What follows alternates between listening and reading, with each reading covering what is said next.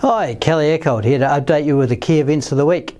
So the premier event this week was the long-awaited US Federal Reserve interest rate decision. Markets were evenly split between a 25 and 50 basis point decrease in interest rates, with some of the recent data suggesting that a 25 basis point cut would occur, whereas comments from some Fed insiders had suggested that a 50 basis point cut was going to happen.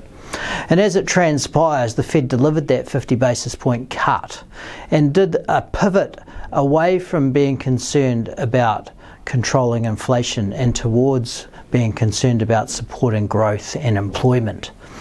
The Fed looks like they're going to deliver another 25 basis point cuts between now and Christmas.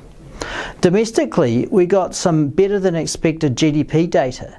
GDP did go backwards by 0.2% in the second quarter, but that was quite a lot better than our worst fears, and that level of growth, or lack thereof, is pretty much in line with what we've tended to see from the economy in the last 18 months or so.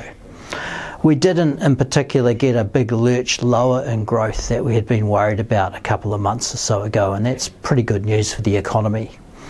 Relatedly, we also released our Westpac Consumer Confidence Survey for the third quarter, and that showed a pleasing bounce back in consumer sentiment compared to what had been relatively low levels in June.